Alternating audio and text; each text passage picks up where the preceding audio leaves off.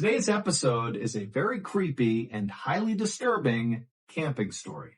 But before we get into that story, if you're a fan of the strange, dark, and mysterious delivered in story format, then you've come to the right place because that's all we do and we upload once a week. So if that's of interest to you, the next time the like button is asleep, go to their front yard and spell the words "I hate my neighbors" in gasoline all across their front yard and then light it on fire. Also, please subscribe to our channel and turn on all notifications so you don't miss any of our weekly uploads.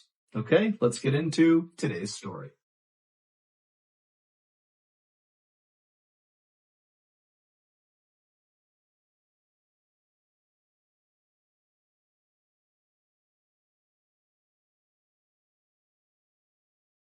On the afternoon of May 6th, 2008, a 54-year-old man called Ricky Williams stood on the riverbank casting out his line into the waters of Dismal Creek in western Virginia. Ricky was hoping to get lucky and catch some trout, but he'd been out here fishing for 30 minutes so far, and there were no bites. Normally, Ricky wouldn't care because he loved just fishing for hours and hours at a time. But today, he and his dog, who was right with him, were really hungry because they'd been out in these woods camping for several weeks now, and their food supply was finally dwindling down to the end. And so if they didn't catch any fish today, they might not eat. Now, for context, where Ricky was fishing, Dismal Creek, despite its bleak name, it was actually a beautiful, secluded spot on top of a mountain that was on the Appalachian Trail. The Appalachian Trail is a very famous 2,200-mile-long trail that runs up and down the east coast of the United States. And why that is relevant is because there's this special code for people that hike on the Appalachian Trail. And the code, which all hikers know, is basically if you come across another hiker on the Appalachian Trail, it is your responsibility to help them if they need help. And it is their responsibility to help you if you need help. So it's this community of hikers that are always looking to help each other. And so Ricky was very aware of this code on the Appalachian Trail, and he was secretly hoping, as he cast his line over and over again and didn't get any bites, that a hiker or a group of hikers might come by this area and maybe they would see him and come down and learn that he needed food, and they might just give him some of their food. But another half hour passed and no hikers came by, and still Ricky could not catch any fish. But then suddenly, Ricky's dog, who was right next to him, began to whine and kind of began shifting around like it was sensing a predator in the area or something. But as Ricky was trying to calm his dog down, he began to hear a voice in the woods right behind him. Somebody was moving towards him. And when Ricky heard this voice, on the one hand, he was pretty excited because maybe this is a hiker who can give him some food. But on the other hand, Ricky couldn't help but feel really uneasy. Now, you need to understand that Ricky was an older guy, he was kind of frail, and over the past few weeks that he'd been camping with his dog, as his food supply had run down, he had become skinnier and skinnier and skinnier, and so he really did not pose any sort of threat to anybody. He's like this weak older man. Now, generally speaking, the Appalachian Trail was a very safe place. But over the last few decades, there had actually been several murders that took place on the Appalachian Trail. And in fact, one of those killings took place less than 2 miles away from where Ricky was fishing with his dog. And in that double homicide, a very well-known killer named Randall Lee Smith had stabbed and shot to death 2 hikers. And so while Ricky was really looking for help from fellow hikers, at the same time, he couldn't help but feel somewhat apprehensive because, again, Ricky was like this small, frail guy, and Ricky was well aware of these murders, and he was well aware of the fact that he was super close to one of the murder sites. And so Ricky was totally on edge as he's listening to this male voice get closer and closer, and then finally, this man in his early 30s steps out from the tree line, and he looks over and he sees Ricky, and for a second, the 2 men just kind of look at each other, but then this guy just grinned at Ricky and said, "Hey, how you doing?" And immediately Ricky felt relieved because he could tell just from looking at this guy that very likely he was not a threat. The man introduced himself as Scott Johnston, and he told Ricky he was actually camping in the area with a friend of his, and they were out here fishing just like Ricky. And Ricky pretty much immediately said, "Oh, great, nice to meet you. do you have any food for me? And Scott was like, absolutely. And he dug into his bag that he had with him, and he pulled out a couple energy bars and a bag of chips, and he threw them over to Ricky. And he also gave some fresh bait to Ricky so he too could cast out again. And for the next couple of hours, Scott and Ricky just stood on the riverbank and fished together. And after a while, the trout did start biting and they did start catching fish. So the day kind of turned into a great outing for Ricky. And it got even better because as soon as the men were done fishing, Scott asked Ricky if he wanted to join him and his friend back up at the campsite for dinner. And remember, Ricky had no food, so this was an amazing invitation. And he said, yes, of course, I'd love to join you. So the two men packed up their stuff right as the sun was going down, and then they began walking back into the forest where Scott had emerged from. And as they were walking, Scott's fishing pole got tangled on a low-hanging branch, and he was really struggling to get it out of the tree. And so finally, he just told Ricky to, go on ahead. My campsite's right up there. It's a straight shot. Just go up the hill and you'll see it.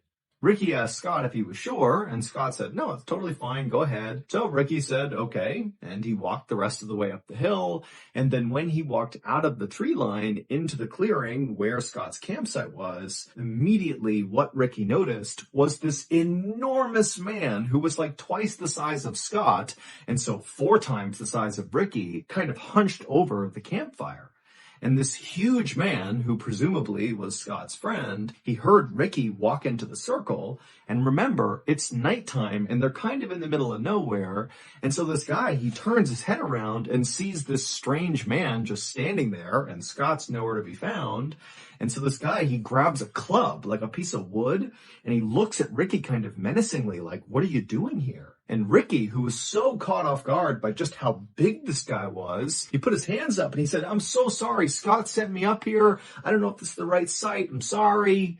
But just at that moment, Scott had finished untangling his fishing line, and he came out of the tree line and he patted Ricky on the back and he said, oh, you've already met my friend Sean. And as soon as he said that, Sean looked like he basically let his guard down. He put the wood down and he stopped glaring directly at Ricky. But Ricky felt like Sean was not happy that Ricky was in his campsite, even though clearly Scott is the reason that Ricky is in this campsite. And so Ricky just felt really uncomfortable. And at the same time, Scott is ushering Ricky closer to the campfire to take a seat next to Sean. Sean's a great cook. He'll cook up this fish for us. It's going to be great. Take a seat. Ricky felt kind of annoyed that Scott was really forcing him to stay. But Ricky didn't want to be rude and just kind of abruptly leave, so he did take a seat next to Sean, who definitely was not excited to be sitting next to Ricky, and Ricky just kind of sat there waiting to see what would happen next. And what happened next is Scott walked over to Sean and handed off all the fish that he and Ricky had caught so that Sean could begin to prepare them, to cook them. And then as Ricky is still just sitting there right next to Sean, Scott walked away from the campfire up to his truck, which was parked right next to Sean's Jeep. And Scott turned on the radio and began blasting country music. And when Ricky heard this music, he kind of winced because to him, part of the reason the outdoors, the Appalachian Trail, being out in nature, part of the reason it was so wonderful was for the peace and quiet. And so it felt kind of like borderline disrespectful to be out in the middle of this beautiful place blaring country music. And so to Ricky, he just couldn't help but feel like there's something off about these two guys. They just seem really disrespectful and kind of pushy and maybe aggressive. And so Ricky is just not happy. But again, Ricky didn't say anything and didn't attempt to leave because again, he's really hungry and so is his dog and he needs to eat that fish. A moment later, Scott walked back from the truck and took a seat next to Sean, and then he, along with Sean, pulled out their knives and began deboning the fish. And as they were doing this, Ricky, again, is just kind of sitting there doing nothing. And so he kind of meagerly asked, hey, can you give me a knife and I'll clean a fish? But Sean and Scott kind of waved him off and said, don't worry, we got this. And so Ricky just continued to sit there nervously as all he could watch was the flashing of the light bouncing off their blades. But eventually, Scott and Sean finished deboning all the fish and they put their knives away. And at that point, they began cooking the fish over the open flame. And suddenly for Ricky, it felt like, the mood had shifted a little bit. At least now the two men were not fiddling around with weapons. It felt kind of safe again. And so Ricky began making some small talk in hopes that would kind of, settle his nerves. And so Ricky told the two men about how much he loved the Appalachian Trail and how he came out here all the time for weeks at a time with his dog. And Ricky would tell the men that, sometimes he felt more at home out in the wild than he did at home. It was almost like being out in nature was a religious experience for Ricky. And he would even tell Sean and Scott that sometimes when he was out in nature, he would meditate and pray and even do some chanting, like part of a ritual. I mean, he was really trying to be in tune with Mother Nature. But as Ricky continued to tell Sean and Scott about his personal life, he noticed the two men were definitely paying attention and kind of nodding along at appropriate points in the story. But at the same time, Ricky felt like these two men were also kind of looking at him like Ricky was kind of weird, as if they were not prepared to come out and say it. But after hearing all these things about his life, it was like, what's going on with this guy? And so Ricky suddenly felt really embarrassed about being so open with these two guys who once again just seem like they don't quite like him or even really want him here. But luckily, right at that moment, the fish were done, and so the men just sat there in silence and wolfed down the food. By the time they finished, right about 8 p.m., it was very dark outside, and Ricky at this point is just ready to go. He just felt so uneasy here. And so after putting down his plate and his silverware and saying thank you to Sean and Scott for their hospitality, he quickly got up and grabbed his dog, and he began walking into the woods towards his campsite. But after Ricky and his dog had walked maybe 10 or 15 feet away from this campsite, two things happened in rapid succession. Number one, Ricky suddenly stopped and turned around and looked back at the campsite. And number two, right as he did this, there was this enormous bang sound, like a small explosion that echoed through the forest.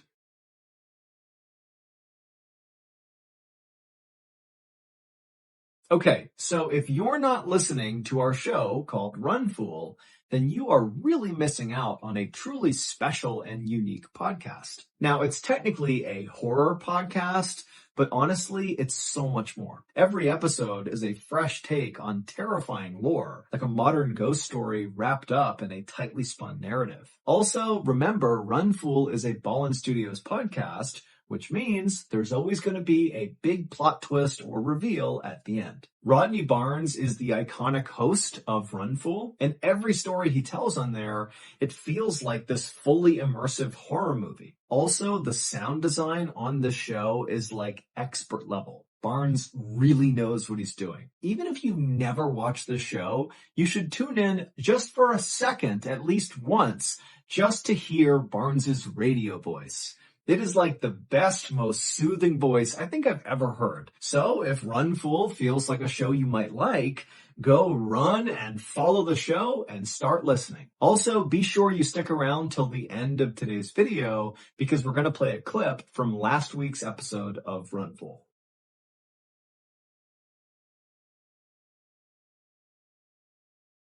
About 30 minutes later, and about 4 miles away from where Ricky and Sean and Scott had been, there were these two women who were in their house eating dinner when they heard the sudden frantic knocking on their front door.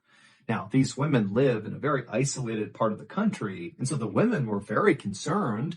One of them rushed over to the phone just to be ready to call the police, while the other very carefully made their way towards the front of the house, and they kind of peered out the window, but they couldn't see anything outside. It was too dark, and so they went to their door, which was still getting pounded on by whoever was out there, and the woman, she unlocked the door, and she opened it just a crack, and what she saw nearly made her faint. There was a man standing on her porch who was absolutely covered in blood, as if he had been fully submerged in a tank of blood. I mean, he is all red.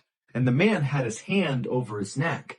And the woman who opened the door, she looked at him and she saw that there was this rhythmic pulsing of blood pumping out of his neck that was in time with his heart. This man is clearly bleeding to death. And so the woman, she screamed for the other woman to please call 911. We have someone who's dying here. And so she began calling 911, and then the man on the porch just said, "Please help me." And then he said something about Dismal Creek, and then he collapsed. And this was so shocking for the woman who had opened the door that she just stood there staring, having no idea what to do. But then she happened to look up and she noticed there was a Jeep that was idling out on the road in front of her house that she hadn't even registered until now. And so either this guy got dropped off or he drove that Jeep.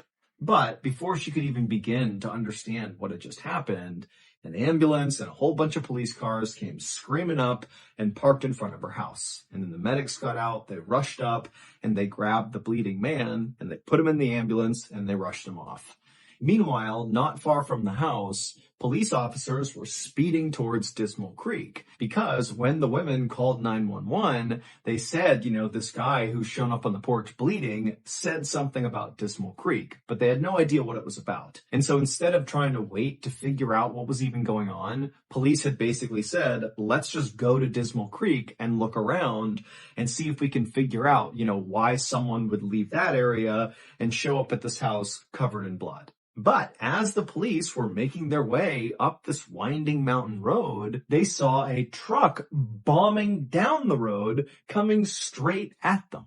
And the truck, they initially hit their brakes and did kind of attempt to get out of the way of the police cars. But after this truck had basically come to a stop, the driver of the truck just hit the gas all over again, and they veered wildly off the side of the road into an embankment, and they crashed and flipped several times and then came to a stop. And the police officers who had veered to the side of the road to avoid getting hit by this truck, they just watched this happen and they couldn't understand why the driver had gunned it again after stopping and then seemingly intentionally drove off the road. It almost seemed like the driver was trying to crash. And so the police, they got out of their car and they approached the wrecked truck with their guns drawn. But when they looked into the vehicle, they saw there was a single occupant, the driver, and he was still somehow alive. So the police got him out of the vehicle and they called an ambulance, but they actually sent an officer with the ambulance to escort them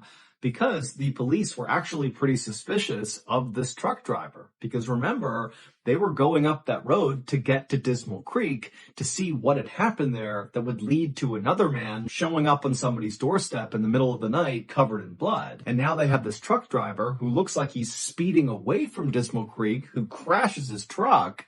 I mean, there was no clear connection between the truck crash and the bloody guy, but the police were suspicious that they had to be connected. So they sent the officer to the hospital as well. About 30 minutes after the truck crash, the police left the scene and continued the rest of the way up the road to Dismal Creek. And once they got up there, the police fanned out all across the area and just began looking for anything, just any clue that might explain what the heck happened here, if anything happened at Dismal Creek at all. And pretty quickly, the police actually did find something unique. In the middle of the Dismal Creek area, they found a campsite. But it was not the campsite where Sean and Scott were staying, where Ricky had gone and shared dinner with them. This was a different campsite. And not long after searching this other campsite, police concluded that whoever was staying here did not seem like they were mentally well. This seems like a mentally unstable and potentially dangerous person lives here. So the campsite was really simple. It was just a tent and a campfire. But when the police lifted up the flap and looked inside the tent, they found a collection of 30 knives along with a police scanner that basically picked up police radio chatter in the area. So you could listen to a scanner and basically know what the police were doing in your area. There were also all these weird piles of clothing. Some were for kids, some were for adults, some were for men, some were for women. There were piles of eyeglasses, and there were 8 pairs of women's underwear. And then also there was a map of the Appalachian Trail inside of this tent, and all over this map along the trail were all these spots that were circled, but there was no information about what these circles meant. However, one of the places that was circled was Dismal Creek. And then next to the map was a radio, and inside the radio was a cassette. And so the police just hit play, and immediately what they heard totally creeped them out. because the tape sounded like some kind of satanic ritual. It was basically this one man's voice just kind of howling and chanting over and over again. But by far, the most shocking thing that was found inside of that tent was a single piece of paper. And this piece of paper was a birth certificate, and the name on the birth certificate was a name that basically all police in this area knew, and in fact, anybody living in or around the Appalachian Trail definitely would know this name. And the identity of this person, the name on the birth certificate, was the key to putting together all these seemingly disconnected events that had happened on this night. From the explosion when Ricky walked away from the fire, to the bloody man at the house, to the truck crash, they were all connected through this single person. A few hours earlier, after Ricky had gotten up and walked away from Sean and Scott's campsite, and then after barely making it onto the trail, he had turned around and there was that loud explosion. Well, at that point in the story, Ricky, who's now looking back at the campsite and looking at Sean and Scott, he can see that the two of them, they've heard the sound too, and they were now staring at each other with looks of absolute shock and terror on their faces. But then Ricky watched as Sean reached up and touched his face, and he put his hand out in front of his face, and it was covered in red. And the reason for that was because Sean had just been shot in the face, because that loud explosion was the sound of Ricky shooting his gun at Sean.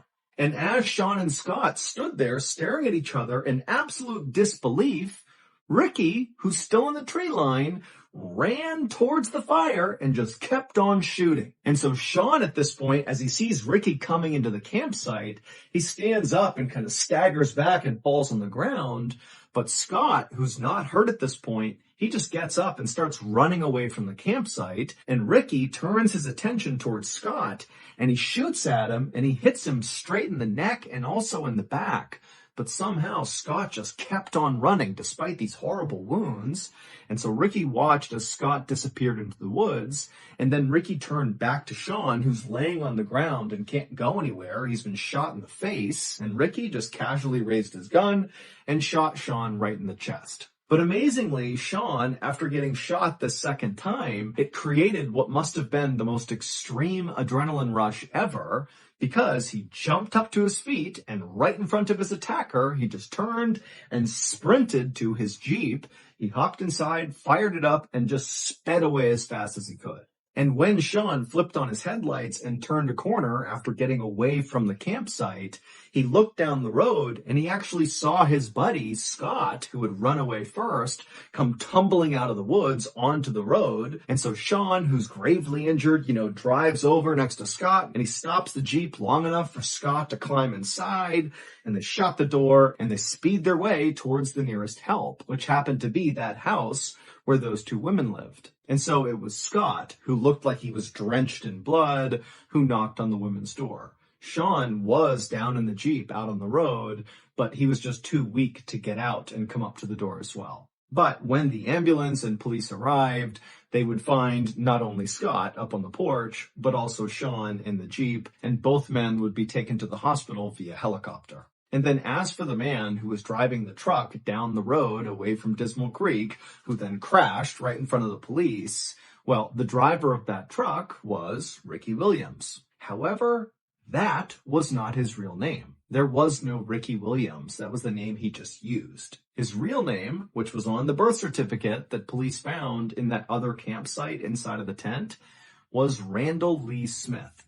The same infamous Randall Lee Smith who had murdered those two hikers not far from Dismal Creek. That double homicide had happened in 1981, and Randall was caught and convicted. But he was paroled 15 years later in 1996 for good behavior. And for 10 years after that, Randall lived with his mother, and he wore this electronic bracelet, and, he followed the rules. But by 2008, his electronic bracelet had came off, and even though Randall had attempted to continue living with his mother, it just wasn't tenable. He didn't have enough money, and so ultimately he packed up his things, grabbed his dog, and moved out onto the Appalachian Trail. And on May 6th, 2008, when Sean and Scott arrived in Dismal Creek to go fishing, Randall was waiting. Nobody has any idea why Randall murdered those two hikers back in 1981 or why he targeted Sean and Scott in 2008. All we know is that Randall Lee Smith was very mentally unwell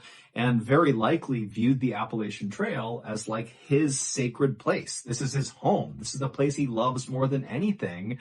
And so maybe, he felt like Sean and Scott had somehow disrespected the Appalachian Trail, and that was enough to attack them. Now, we know Sean and Scott did not do anything intentionally disrespectful to Randall because, amazingly, Sean and Scott survived this attack. And they would say that when they saw Randall, they just felt bad for him. They thought he was like this alcoholic drifter who didn't have a home of his own, and so he was just living out in the woods on the Appalachian Trail. And so they didn't judge him. Instead, they really did just want to give him some food and spend some time with him and make him feel human again. That was it. And because Randall appeared to be this kind of small, older man, Sean and Scott, who were, very big and imposing, they didn't feel threatened by this guy. As for that bizarre other campsite that police found up around Dismal Creek, the one that contained all those knives and the birth certificate, well, obviously that was Randall's campsite. And that weird cassette tape that they listened to that sounded like a satanic ritual,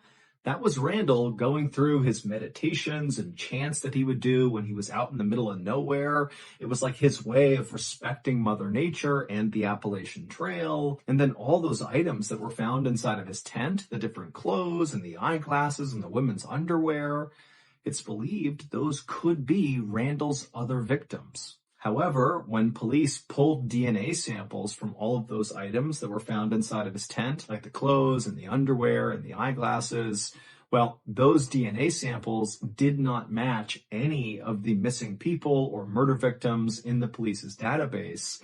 And so that wasn't useful. And then also, police went to all those places on that map that were circled. And with the exception of obviously Dismal Creek, they didn't find anything else at the other locations that suggested any violent event had happened there. So only Randall knows the truth, which means we will never know the truth, because just 4 days after Randall was pulled out of that truck that he crashed, he died in police custody from a blood clot that formed as a result of the crash. And in those 4 days that Randall was in custody, he never gave up that there were any other victims. Today, Sean still has a bullet in his head and in his chest, and Scott still has big scarring on his neck and on his back. But both men have made a full recovery, relatively speaking, and they still go back to Dismal Creek all the time to go camping and fishing. As promised, here is a clip from last week's episode of our amazing podcast, Run Fool, hosted by the incredible, iconic storyteller, Rodney Barnes. Enjoy. The first guy that stood up was about 6 feet tall, with thinning hair he wore swept back from his forehead. He was dressed elegantly in a sweater and button-down, unusual enough in a sea of fleece jackets, and his eyes were hollowed in his skull. "You write a lot about monsters that the rest of us don't actually believe in," the guy said. "Reptiles, werewolves, murder goats, whatever." A chuckle rolled through the theater. "I'm wondering if you'd ever consider addressing the other kind of monster. The real kind," he went on. "The kind of monster that looks more like a man." I stared back, unnerved. I'd met far more of the human type of monster than I ever had the type with fur. But that's not what was giving me pause. Instead, it was the certainty that this guy had a story to tell.